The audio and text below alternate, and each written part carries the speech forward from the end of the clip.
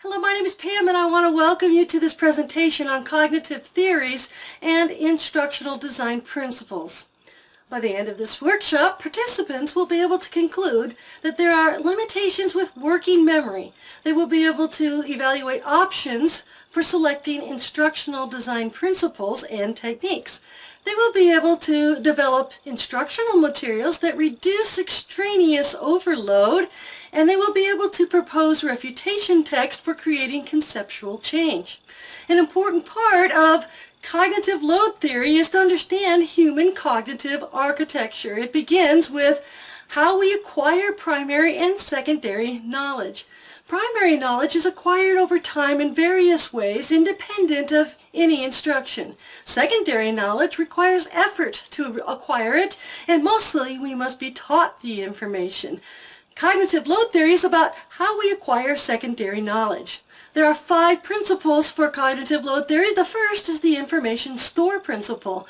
It explains how long-term memory processes an unlimited amount of information. The second is the borrowing and reorganizing principle. This is where we learn information from others. Another one is the randomness as genesis principle. This is when we obtain new knowledge from problem solving by using a random generate and testing process. The fourth is the narrow limits of change principle, which explains the limitations of working memory. The final one is the environmental organizing and linking principle, and this is about linking new information with existing knowledge and putting it into context. Cognitive load theory includes 3 categories of cognitive load. First, there is intrinsic cognitive load. This is about the complexity of the material and the number of interacting elements that must be processed while learning. Then there is extraneous cognitive load, which is about distractions from design elements that are not necessary for learning the material. The last one is germane cognitive load. This is the cognitive load that exists when effective instructional design eliminates extraneous cognitive load, freeing up working memory resources to process the intrinsic elements of the material. Another theory related to cognitive load theory is the cognitive theory of multimedia learning. It focuses on designing multimedia materials that enhance cognitive processing without overloading the cognitive system.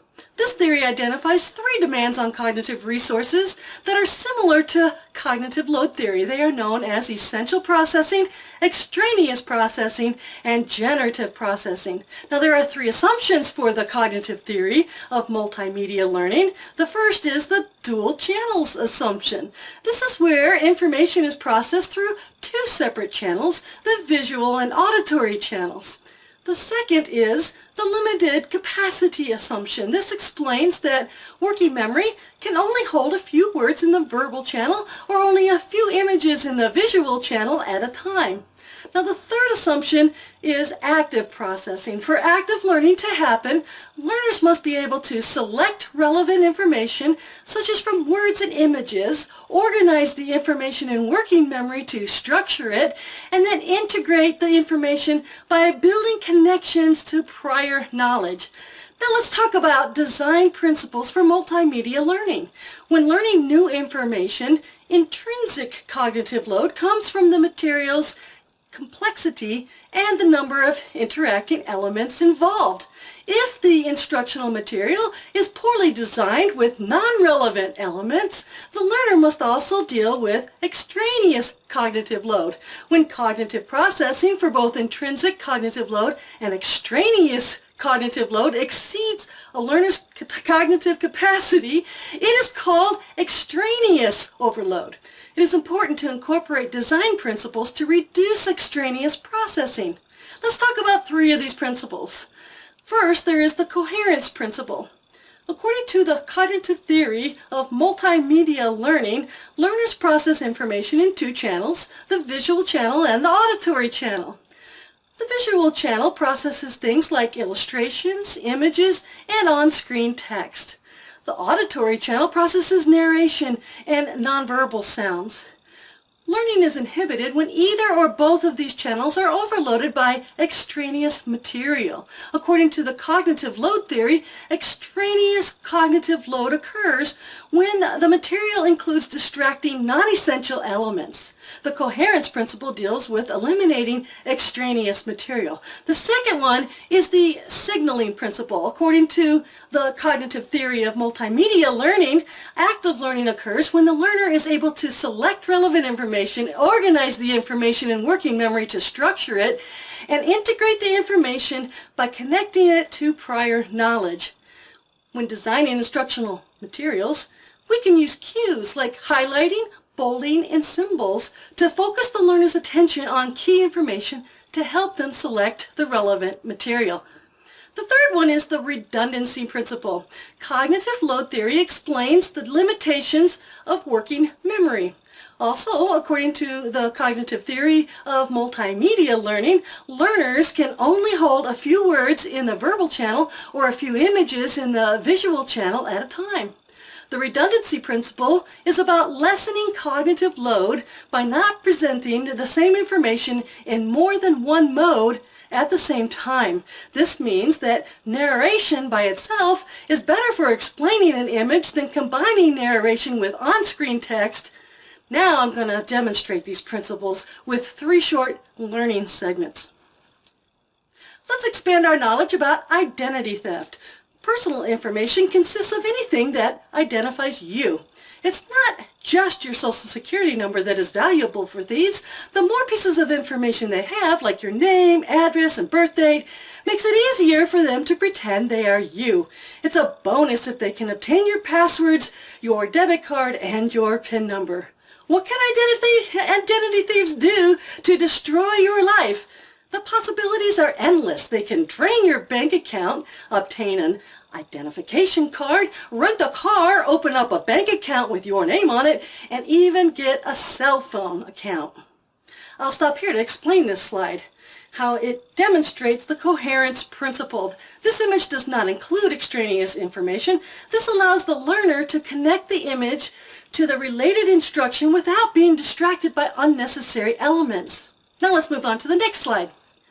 There are so many ways thieves can steal your identity. They work hard to find ways to trick you into giving them your personal information. What you see here is a phishing email. It can make you nervous because it states that Microsoft is going to shut down your email account. Although I knew it had to be a hoax, I opened the email to be sure. Immediately there were clues that it was a phishing attempt to get me to give them information. The first clue was the email address they used to send it.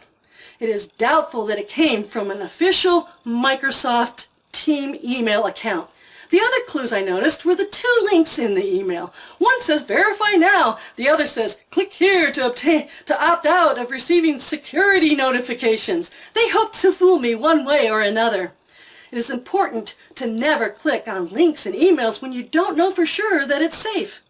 I'll stop here to explain how this slide demonstrates the signaling principle. Although the slide has many words on it, it was important for the learner to see the structure of the email as part of the lesson.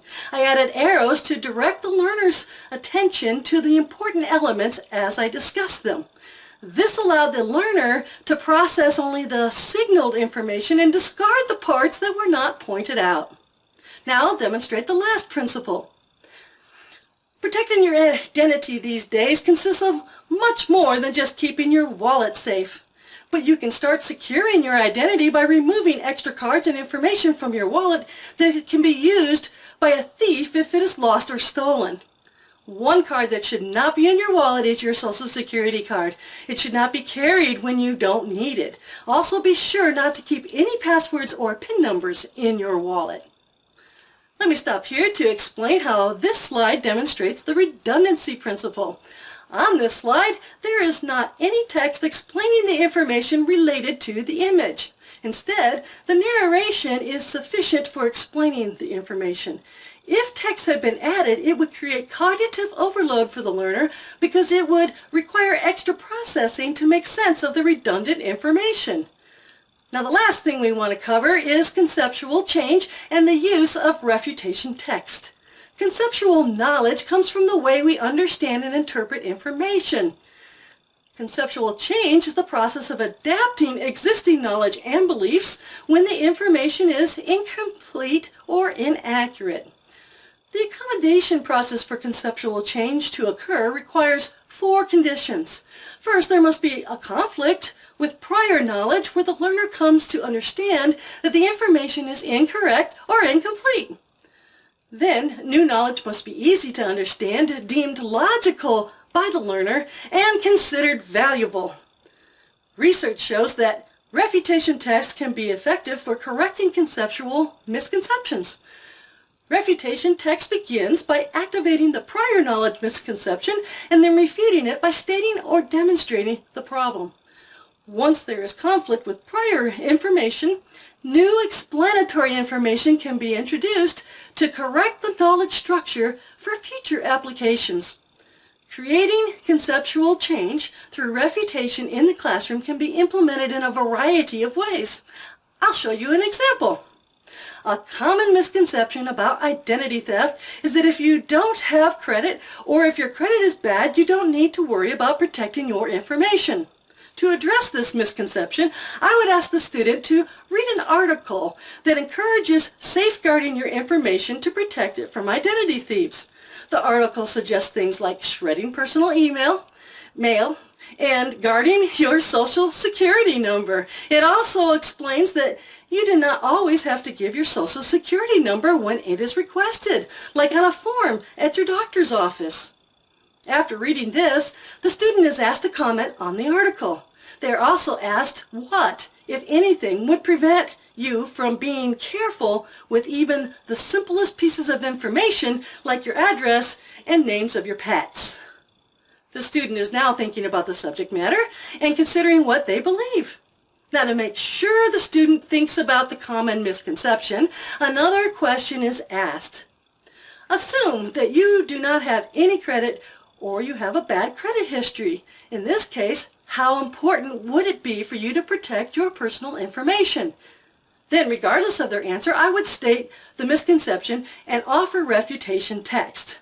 Many people believe it is not important to protect personal information if you do not have any credit or if you have a bad credit history. They think that no one can hurt them if their identity is stolen because they wouldn't be able to get a credit card or open up a bank account in your name. This is dangerous, and it is a big mistake to think this way. Everyone is susceptible to identity theft, and it can harm you in different ways. Now, I would present the student with true stories about identity thieves who turn people's lives upside down. The stories will show how identity thieves add different pieces of information together until they have enough pieces to make fake identification cards. Innocent people have even been arrested after identity thieves used their identity. Even delinquent medical bills have been put on credit reports of innocent people.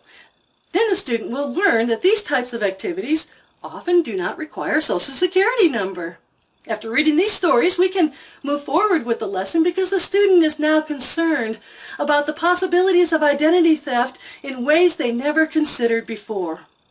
The student is more motivated to change their mindset and ready to learn new material. Now, to wrap this up, today we discussed the issues of cognitive overload and the limitations of working memory. We also demonstrated how instructional design techniques can eliminate unnecessary distractions so that more working memory resources can be used to process essential information. This means that instructional design is a key factor in promoting active learning. Finally, we explained how refutation text can help create conceptual change for previously learned misconceptions. Thank you for attending this workshop. I hope you found this information helpful for designing effective learning materials.